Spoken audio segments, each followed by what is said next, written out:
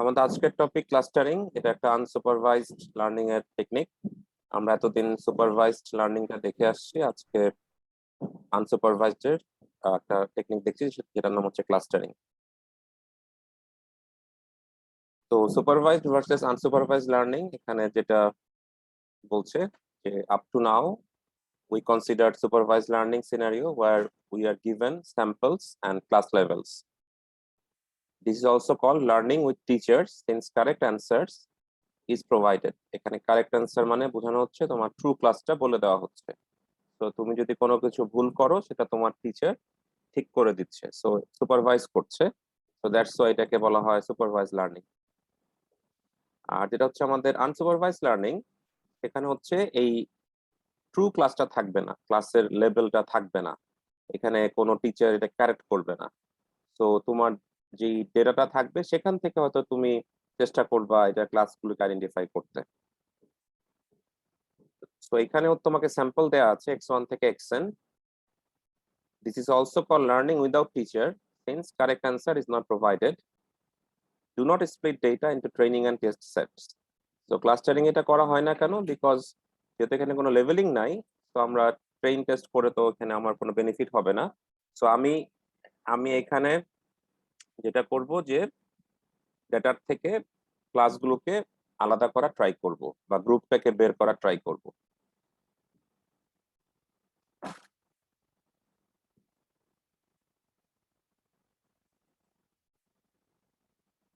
তো data is not levelled, unsupervised learning এটা হয়ে থাকে।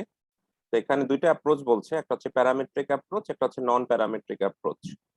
তো প্যারামেট্রিক অ্যাপ্রোচ যেটা আমরা দেখে এসেছিলাম যে আমি আমার ডেটার যে প্যারামেট্রিক ডিস্ট্রিবিউশনটা সেটাকে আমি আগে বের করে নিয়ে সেখান থেকে আমি এস্টিমেশনটাকে প্যারামিটারের সাহায্যে এস্টিমেট করতে চেষ্টা করি। তো estimate parameters of each distributions, but এটা much harder than the supervised case. So এখানে আমরা যেটা ইউজ করব সেটাকে বলা হয় নন প্যারামেট্রিক অ্যাপ্রোচ, যে group the data into clusters. Each clusters hopefully says something about categories or classes present in the data. তো এখানে আমি আমার ডেটার থেকে গ্রুপটাকে আইডেন্টিফাই করে কতগুলো ক্যাটাগরি বা কতগুলো ক্লাস হতে পারে সেটাকে আমি বের করা ট্রাই করব। তো why supervised learning এটা আমার কেন লাগে?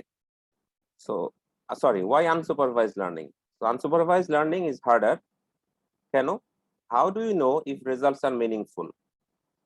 So এটা আমি মানে যেহেতু লেভেলটা দেওয়া নাই, তো আমি আগের থেকে এটা যেটা মিনিংফুল হবে সেটা তো আমি বলতে পারবো না। No answer levels are available. তাহলে কি হতে পারে? Let the expert look at the results, যে তুমি যে রেজাল্টটা জেনারেট করলা সেটা কোনো এক্সপার্টকে দেখাও, যেটাকে আমরা বলি এক্সটার্নাল ইভ্যালুয়েশন। অথবা তুমি একটা অবজেক্টিভ ফাংশন ডিফাইন করো ক্লাস্টারিং এর, সেটার ওই অবজেক্টিভ ফাংশনের ভ্যালুর উপরে বেস করে তুমি ডিসিশন নিলা যে তোমার ক্লাস্টারিংটা ভালো কি খারাপ। এটাকে বলা হচ্ছে internal evaluation. So we nevertheless need it because লেভেলিং large data set is very costly. So speech রেকগনিশনও হতে পারে, এখানে ন্যাচারাল ল্যাঙ্গুয়েজও হতে পারে, বা আমার ইমেজ প্রসেসিংও হতে পারে। যে অনেক বড় ডেটা সেটকে লেভেল করা very very costly. sometimes can level only a few examples by hand. তো আমরা হয়তো কতগুলোকে হাতে হাতে করতে পারবো, বাট যদি অনেক ডেটা থাকে তখন কিন্তু সেটাকে আমার লেভেল করতে গেলে অনেক মানুষ লাগবে, অনেক কষ্ট হবে। সো ওইখানে আমাদের জন্য আনসুপারভাইজড লার্নিং একটা ইউজফুল টুল হতে পারে। দেন আরেকটা হতে পারে যে আমার যে ডেটাটা দেয়া আছে, সো আমার কোনো আইডিয়াই নাই, may have no idea what or how many classes there are data, যে আমি আমার ডেটার থেকে কতগুলো ক্লাস বের করব, এটা তো আমি ভেরি টাফ আগে থেকে বোঝা। সো এটাকে ডেটা মাইনিং বলা হয়, যে ডেটাকে তুমি মাইন করে করে ডেটার থেকে তুমি বের করে নিয়ে আসো যে এখানে কতগুলো ক্যাটাগরিজ বা ক্লাস আছে, বাট আমি আগের থেকে বলতে পারবো না। আর 3 নম্বর হচ্ছে may want to use clustering to gain some insight into the structure of the data before designing a classifier. এটা একটা খুব ভালো জিনিস যে তুমি কোনো কিছুকে ক্লাসিফাই করার আগে তুমি ডেটার ইনসাইটটা, ডেটার ভিতরের স্ট্রাকচারটা যদি দেখতে চাও তখন we can use clustering. So এটাকে আমরা বলতে পারি যে ক্লাস্টারিং অ্যাজ ডেটা ডেসক্রিপশন, যে আমি আগে ডেটার একটা ক্লাস্টার করে দেখলাম কোনগুলো সিমিলার, তাদের গ্রুপিং করলাম, দেন সেই গ্রুপের উপরে আই ক্যান অ্যাপ্লাই ক্লাসিফায়ার্স। তো ক্লাস্টারিং আমরা কোথায় কোথায় ইউজ করতে পারি? তো লটস অফ এরিয়াস যেখানে আমরা উই ক্যান ইউজ ইট। তো অ্যাপ্লিকেশন কি কি? তো এটা হচ্ছে একটা তোমার জিন এক্সপ্রেশন ডেটা, যে আমার যেই হিউম্যান বডিতে যেই জিনোম সিকোয়েন্সটা আছে সেইখানের কোন জিনগুলো সিমিলার, এদেরকে আমরা বের করার জন্য ইউজ করতে পারি। আমরা এখানে বিভিন্ন ভিডিওর থেকে আমরা ফেসের ক্লাস্টারিং করতে পারি, যে সিমিলার কি সিমিলার না। যে তুমি এখান থেকে একটা ভিডিও থেকে কি ফ্রেম এক্সট্রাক্ট করলা, দেন ফেস ডিটেক্ট করলা, দেন ফিচার এক্সট্রাক্ট করলা। এবারে ফিচারের ভিতরে কোন ফেস গুলো সেম, সেটাকে আমি এই যে ক্লাস্টারিং দিয়ে আলাদা করতে পারি, যে এখানে ফেস 1, ফেস 2, ফেস 3 এভাবে আলাদা আলাদা আলাদা আলাদা করে গ্রুপিং করছে তারা। নেক্সট আমরা এটাও সেম ফেস ক্লাস্টারিং, যেখানে আমার ভিডিও বা ইমেজ থেকে আমি ফেস গুলোকে আলাদা করে নিয়ে আসছি। আরেকটা হতে পারে আমরা যে সার্চ করি গুগলে বা যেখানে, সো আমরা যদি অ্যাপেল দিয়ে সার্চ করি, সো ওই অ্যাপেলের উপরে বেস করে সে বিভিন্ন জায়গার থেকে ক্লাস্টারিং করে করে আমাকে এই অ্যাপেলের ইনফরমেশন দেখাতে পারে। দেন আমরা যখন নিউজ সার্চ করি, সো নিউজের যে টপ স্টোরিজ থাকে, এটাও কাইন্ড অফ একটা ক্লাস্টারিং, যে ইরান, এক্সবক্স ওয়ান, ইউক্রেন, এই যে ক্যাটাগরি গুলো করেছে, এইটা একটা ক্লাস্টার করেছে, যে ইরানের নিউজ গুলো এক জায়গায় থাকবে, এক্সবক্সের নিউজ গুলো এক জায়গায় থাকবে। সো এটা একটা ক্লাস্টারিং এর example. So clustering for data understanding and applications, so যেটা বললাম আমি, biology, information retrieval, land use, marketing, city planning, earthquake studies, climate, economics, এই ডিফারেন্ট ডিফারেন্ট অ্যাপ্লিকেশনে আই ক্যান ইউজ ক্লাস্টারিং, যাতে আমি ডেটাগুলোকে ভালোভাবে বুঝতে পারি। তো ক্লাস্টারিং কি করে সেটা এখন শুরু হচ্ছে, যে what is a good clustering. একটা গুড ক্লাস্টারিং বলতে আমরা কি বুঝি?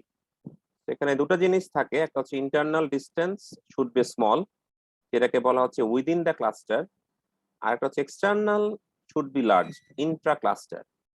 তো মানে হচ্ছে যে এই যে ফিগারটায় এখানে আমার তিনটা ক্লাস্টার আছে।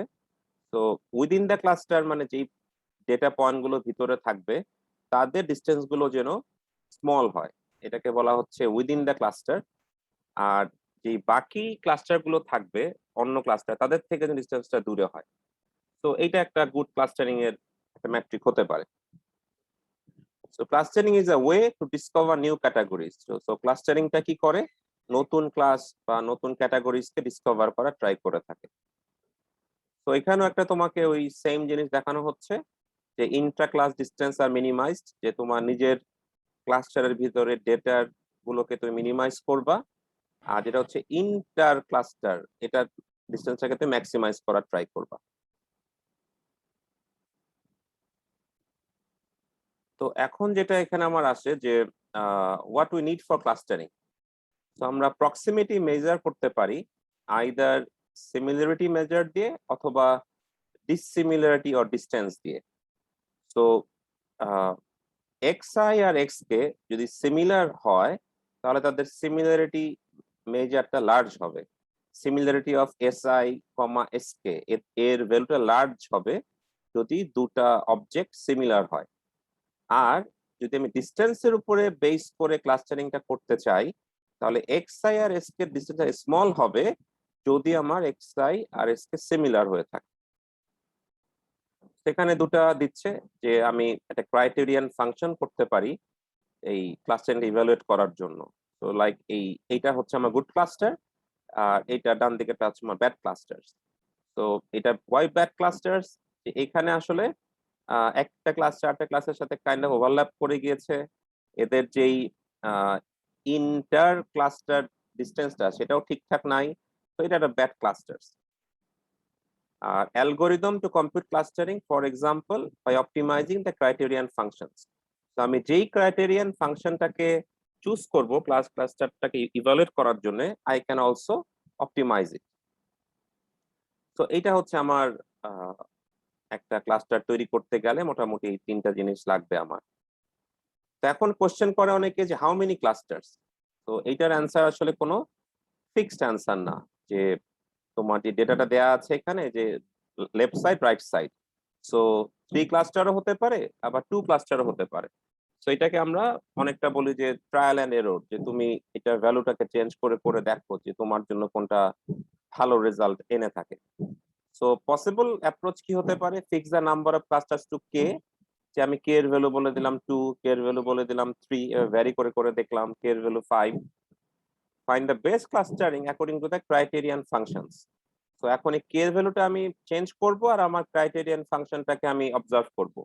তো যখন আমার যেই কে এর ভ্যালুটার জন্য আমার ক্রাইটেরিয়ান ফাংশনের ভ্যালুটা সবচেয়ে বেস্ট দিচ্ছে, আমি হয়তো তখন সেই কয়টা ক্লাস্টারে ফিক্সড হয়ে গেলাম। সো লাস্টে সেটাই বলছে যে number of clusters may vary. এটার একদম ফিক্সড কোনো অ্যান্সার নাই যে আমার কে এর ভ্যালু এত হলেই আমার এটা বেস্ট অ্যান্সার হবে। সো প্রক্সিমিটি মেজার্স চলছে। So good proximity measures is very application dependent. যে আমি যে আমার মেজারমেন্টটা করব প্রক্সিমিটির, এটা অ্যাপ্লিকেশনের সাথে dependence. So cluster should be invariant under the transformations natural to the problem. যে আমি যদি আমার অবজেক্টকে কোনো ট্রান্সফরমেশন করি, তাহলে সে যেন ইনভেরিয়েন্স থাকে, যে তার ভিতরে যেন এনি কাইন্ড অফ ট্রান্সফরমেশনে তার যেন কোনো চেঞ্জ না হয়। সো যে যেরকম এখানে বলছে যে ফর এক্সাম্পল যদি অবজেক্ট রেকগনিশনের টাস্ক হয়, আর আমি যদি রোটেট করি আমার ইমেজটাকে, সো এই যে আমার এটা ইমেজ ছিল, এটা রোটেট হয়ে যে ডান দিকেরটা হয়ে গেল। সো এটা শুড হ্যাভ ইনভেরিয়েন্স রোটেশন, মানে আমি রোটেশনটা করলে যেই ফেসটা ছিল আমার যেন আহ, সেই ফেসটাই থাকে। আবার for character recognition no invariance rotation, যে আমি যদি এখন 9 কে রোটেট করি তাহলে তো এটা 6 হয়ে যেতে পারে। সো এইখানে আবার আমার নো ইনভেরিয়েন্সটা দরকার। তো আমার অ্যাপ্লিকেশনের উপর ডিপেন্ড করে আমার এই প্রক্সিমিটিটা ইট মে চেঞ্জ। তো এখন এখানে আমাদের দুই রকমের ছিল প্রক্সিমিটি বলে আসছিলাম, যে একটা হচ্ছে সিমিলারিটি, আর একটা হচ্ছে ডিসিমিলারিটি অর ডিসটেন্স। তো আমরা অনেকে বলি সিমিলারিটি মেজার্স, আর একটাকে বলি ডিসটেন্স মেজার্স। তো এই দুটো এখন একটু দেখবো আমরা, যে এই সিমিলারিটি আর ডিসটেন্স কে কি কিভাবে বের করা যেতে পারে।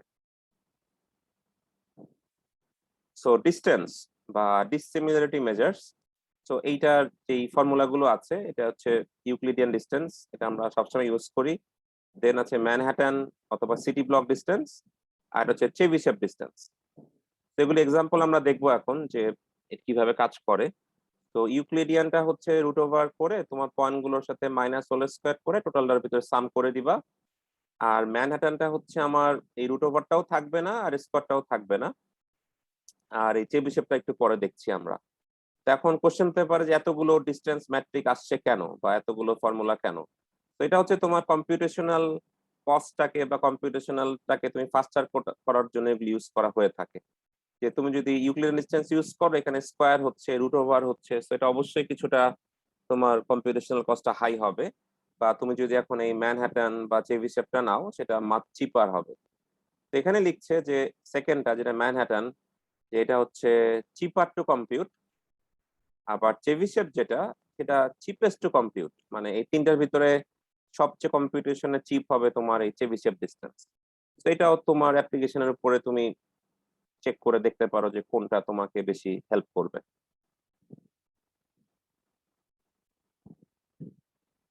তো এটা হচ্ছে সেই ইউক্লিডিয়ান ডিসটেন্স যেটা আমরা সবসময় ইউজ করে থাকি, root over xi1 minus xj1 whole square plus dot dot dot something. আর ম্যানহাটনে হচ্ছে আমার এই রুট ওভারটাও থাকবে না, স্কয়ারটাও থাকবে না, কিন্তু ডিসটেন্স যেহেতু নেগেটিভ না হয়, সেহেতু এটাকে আমরা অ্যাবসলিউট ভ্যালু নিব এই দুটা পয়েন্টের ডিফারেন্সের ভিতরে, দেন যোগ করে দিচ্ছি আমরা। এখন এই ইউক্লিডিয়ান আর ম্যানহাটন ডিসটেন্স কে কতগুলো ম্যাথমেটিক্যাল প্রপার্টি স্যাটিসফাই করতে হয়, আদারওয়াইজ এটা কাজ করবে না। তো এখানে আমার তিনটা বা চারটা আছে, কি বলে তার প্রপার্টিজ আছে, যেটাকে সে ফুলফিল করতে হয়। যে প্রথমটা হচ্ছে নন নেগেটিভিটি, যে অবশ্যই distance greater than or equal to কি হবে, 0 হতে হবে। ডিস্টেন্স কখনোই কি হবে না, নন নেগেটিভ নাম্বার হবে না। আর হচ্ছে আইডেন্টিটি অফ ইনডিসক্রিমিনেবলস, যে তোমার নিজের সাথে নিজের ডিস্টেন্সটা অলওয়েজ 0 হবে। দেন হচ্ছে সিমেট্রি, যে distance of i comma j ও মানেও যা, distance of j comma i ও মানেও তা। আর লাস্টে হচ্ছে ট্রায়াঙ্গেল ইনইকুয়ালিটি, যে distance of i comma j less than or equal to distance i comma k plus distance k comma j। মানে তুমি i থেকে যেতে যেতে চাও, এখন তুমি কোন একটা পয়েন্ট k এর মাধ্যমে যেতে চাচ্ছ, তাহলে এই দুইটা ডাইরেক্ট যাওয়ার যে ডিস্টেন্সটা সেটা সবসময় ছোট বা সমান হবে তুমি যদি একটা ভায়া হয়ে কোনো পয়েন্ট দিয়ে যেয়ে থাকো। তো this is the four properties আমরা বলে থাকি, যেটা ইউক্লিডিয়ান আর ম্যানহাটনকে মেনে চলতে হয়। একটা এক্সাম্পল আছে এখানে, যে x1 1 2 আর x2 3 5। এখন যদি বলা হয় যে ইউক্লিডিয়ান ডিস্টেন্স বের করো, তো অ্যান্সারটা কি হবে এটার? Can anyone try? যে x1 1 2 আর x2 3 5, তাহলে ইউক্লিডিয়ানটা কি হবে? ফর্মুলাটা বললেই হবে।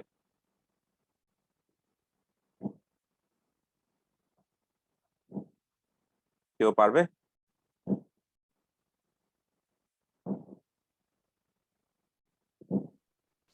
root over 1 minus 3 square plus 2 minus 5 square. Very good. আর ম্যানহাটন ডিস্টেন্সটা কি হবে? Absolute এর মধ্যে থাকবে হচ্ছে 1 minus 3 plus 2 minus 5. রাইট, তাহলে অ্যান্সারটা ঠিক আছে ম্যানহাটনের। যে 1 মাইনাস 3 করলে কত হবে? 2, মাইনাসটাকে আমি বাদ দিচ্ছি, আর 2 মাইনাস 5 করলে কত হবে? মাইনাস 3, কিন্তু অ্যাবসলিউটটাকে বাদ দিচ্ছি, তাহলে 2 প্লাস 3 কত? 5। আর যদি আমি ইউক্লিডিয়ান করি, তাহলে root over 1 minus 3 whole square মানে 2 স্কোয়ার প্লাস কত? 2 মাইনাস 5 3 হোল স্কোয়ার। তো এটা হচ্ছে আমার ইউক্লিডিয়ান আর ম্যানহাটনের ফর্মুলাটা বের করার একটা এক্সাম্পল। এখন একটা আমরা দেখছি যেটা হচ্ছে মিনস্কি ডিস্টেন্স। সো মিনস্কি ডিস্টেন্সকে বলা হয় generalization of the Euclidean and Manhattan distance.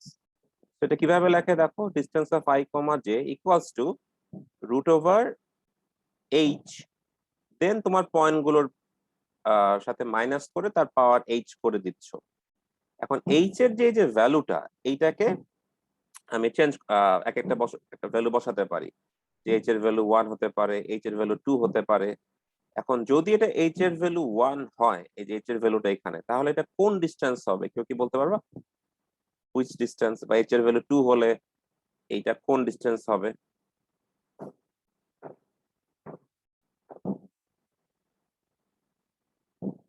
h এর ভ্যালু 1 হলে এটা কি হবে? h এর ভ্যালু 2 হলে কি হবে এটা?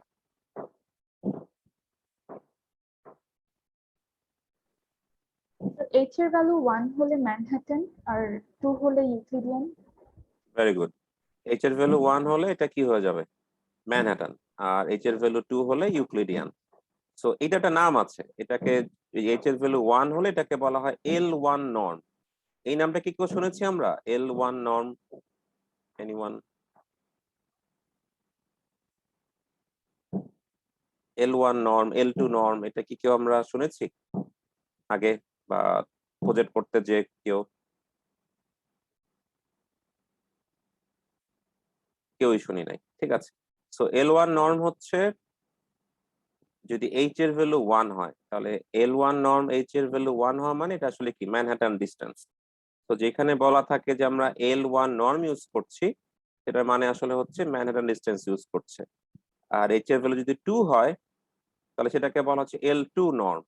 তো তখন এটা কাজ করবে হচ্ছে ইউক্লিডিয়ান ডিস্টেন্স হিসাবে। তো এই জন্যই এই মিনিস্কি ডিস্টেন্সকে বলা হয় generalize form of Euclidean and কি? Manhattan distance. তো এখান থেকে আরেকটা আসে, এটার নাম হচ্ছে দ্য সুপ্রিমাম ডিস্টেন্স।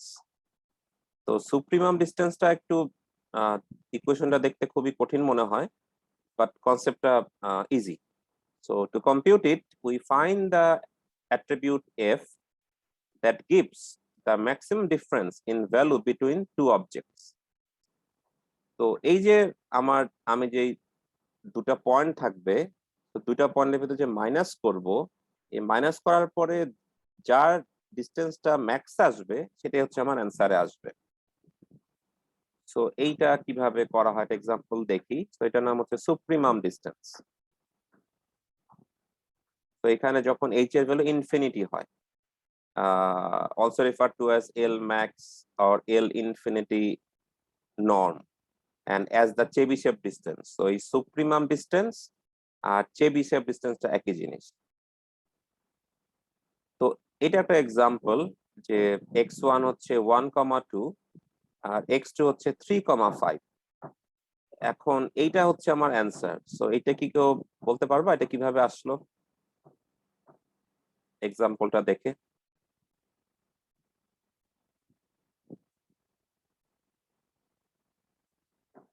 অ্যান্সারটা কি ঠিক আছে?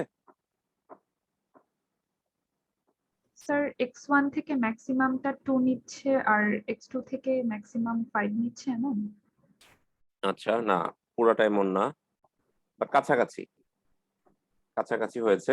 যে তুমি এখানে যে অ্যাট্রিবিউট গুলো আছে তুমি 1 - 3 করো আর সেকেন্ডটার সাথে সেকেন্ডার মাইনাস করো, মানে 2 - 5। এখন কোনটার ডিস্টেন্সটা বেশি? 1 - 3 করলে কত আসে?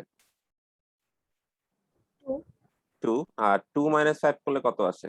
3 3। তাহলে কোন ডিস্টেন্সটা বেশি? সেকেন্ড অ্যাট্রিবিউটেরটা না? স্যার। 2 এর সাথে 5 এর। ওই second attributes gives the greatest difference between the values. So এইটা এই সুপ্রিমাম ডিস্টেন্সটা কত হবে? 3। এটা কি বুঝতে পেরেছি আমরা? বুঝলে একটু হ্যান্ড রেজ করি আমরা যে এটা একটু বুঝতে পেরেছি কিনা আমরা।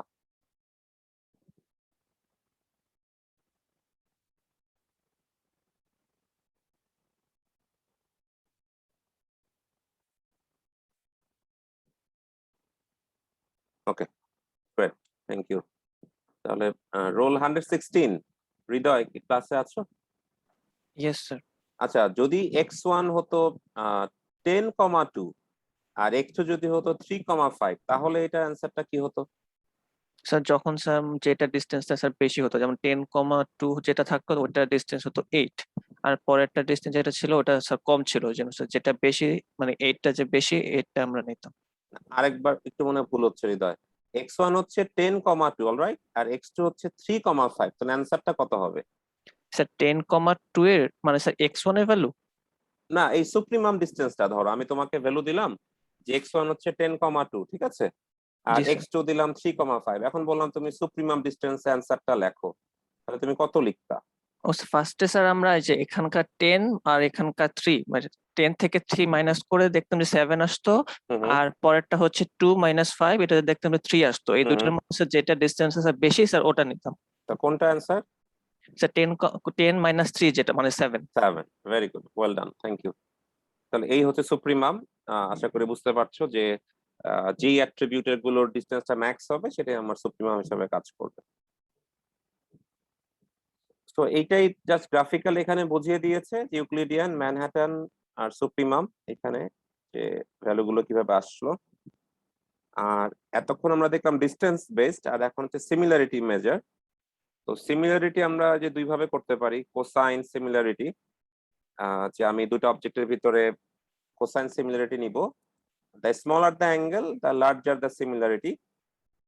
আর এটা হচ্ছে স্কেল ইনভেরিয়েন্ট মেজার্স আর পপুলার ইন টেক্সট রিট্রিভাল। আর কোরিলেশন কোএফিসিয়েন্টটা হচ্ছে পপুলার ইন ইমেজ প্রসেসিং, এটা খুবই ইউজ হয়ে থাকে। তো এখানে একটা যে কোসাইন সিমিলারিটির একটা এক্সাম্পল আছে, যে তুমি এক্স আর ওয়াই এর সিমিলারিটি বের করছো। তো অ্যাঙ্গেল যত কম হবে তত তোমার এটা সিমিলার হবে। তো উপরে হচ্ছে তোমার এক্স ডট ওয়াই বা এক্স ট্রান্সপোজ ওয়াই, মানে হয় ডট প্রোডাক্ট না ইনার প্রোডাক্ট, ডিভাইডেড বাই তোমার হচ্ছে কি বলে এই যে এক্স আর ওয়াই এর তুমি নর্মটা বের করবা। তাহলে এখানে বলছে যে ওয়ার যে যেটা হচ্ছে x double bar is the Euclidean norm of vector x. যে তুমি এক্স যে ভেক্টরটা থাকবে x1 x2 up to xp, তুমি এটার একটা ইউক্লিডিয়ান নর্ম নিবা। কিভাবে নিবা? খুবই ইজি, যে তুমি x1 square plus x2 square up to xp square root over করবা। তো এটাই হবে তোমার এই x এর Euclidean norm. Conceptually it is the length of the vector. Similarly তুমি y টা কিভাবে বের করবা? the measure computes the cosine of the angle between vectors x and y. A cosine value of 0 means that the two vectors are at 90 degree to each other and have no match. যদি আমার কোসাইনের value হয় 0 তাহলে তারা perpendicular হবে এবং তাদের ভিতরে কোনো ম্যাচ থাকবে না। The closer the cosine value to 1, the smaller the angle and the greater the match between vectors. Note that because the cosine similarity measure does not obey all properties, এটা একটু আগে আমরা দেখে আসছিলাম, it is referred to as non-metric measure. তো এখানে একটা example দিয়েছে যে তোমার x and y are the two term frequency vectors, that is x তোমাকে যে 5 0 3 এরকম একটা ভেক্টর and y 3 0 2 0 1 0 একটা two term frequency vectors. এখন কোশ্চেন করছে যে how similar x and y, মানে এই দুইটা যদি ডকুমেন্ট হয় x and y তারা কতক্ষণ সিমিলার। যদি ফর্মুলাটা আরেকবার দেখো যেটা হচ্ছে x ডট y অথবা x ট্রান্সপোজ y উপরেরটা, তাহলে আমার যদি আমি x ট্রান্সপোজ আর y করি তাহলে আমার এইটা চলে আসবে 25। আমি যদি এখন x এর ইউক্লিডের নর্মটা বের করি তাহলে 6.48, আর আমি যদি y এর ইউক্লিডের নর্ম বের করি তাহলে 4.12। যদি ইকুয়েশন এটা বসিয়ে দিই তাহলে এটার স্কোর আসবে কত, 0.94।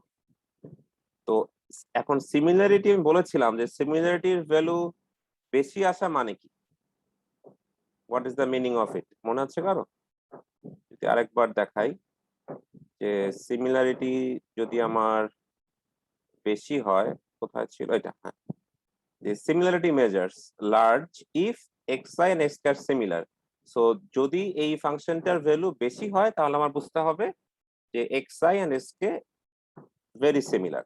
তাহলে এখানে আমাদের অ্যান্সার আসছে হচ্ছে কত আসলো, এখানে আমাদের 0.94। তাহলে কি x1 সরি x আর y কি সিমিলার অর ডিসিমিলার? 0.94 যদি আসে তাহলে is it similar or dissimilar? Similar similar. কেন? স্যার প্রায় হচ্ছে 1 এর কাছাকাছি। রাইট, এটার আমার যেই ভ্যালুটা সেটা ভেরি হাই, সো তখন আমরা বলতে পারবো যে এই দুইটা ডকুমেন্টস আমার ভেরি সিমিলার। সো এইটুক হচ্ছে আমাদের মোটামুটি কি বলে আমাদের এই কোসাইন সিমিলারিটি আর ডিসটেন্স যেখানে আমরা দেখলাম। তো এগুলোর ইকুয়েশন গুলো বা এগুলো কাজ করে কিভাবে, এগুলোর সুবিধা কি, এগুলো দেখে নিতে হবে। নেক্সট দিন আমরা হচ্ছে এটার যে বাকি টপিক গুলো আছে কি বলে ক্লাস্টারিং এর, সেটা শেষ করে ফেলবো। এখানে মেইনলি আমার কে মিনস ক্লাস্টারিংটা দেখানো হবে আর এটা হচ্ছে হায়ারার্কিক্যাল ক্লাস্টারিং দেখানো হবে। তো কে মিনস ক্লাস্টারিংটা তোমাদের ল্যাবেও আছে, তো এটা খুবই ইজি একটা অ্যালগোরিদম, তো এটা আমরা এখানে দেখবো। এটার পরে আমাদের থাকবে হায়ারার্কিক্যাল ক্লাস্টারিং, তো ওখানে আমরা একটা ক্লাস্টারিং অ্যালগোরিদম দেখবো। তো এইটা দেখলে মোটামুটি আমাদের ক্লাস্টারিংটা শেষ হয়ে যাচ্ছে আমাদের। তো আজকের ক্লাস এতটুকুই। তো যদি কারো কোনো কোশ্চেন থাকে করতে পারো।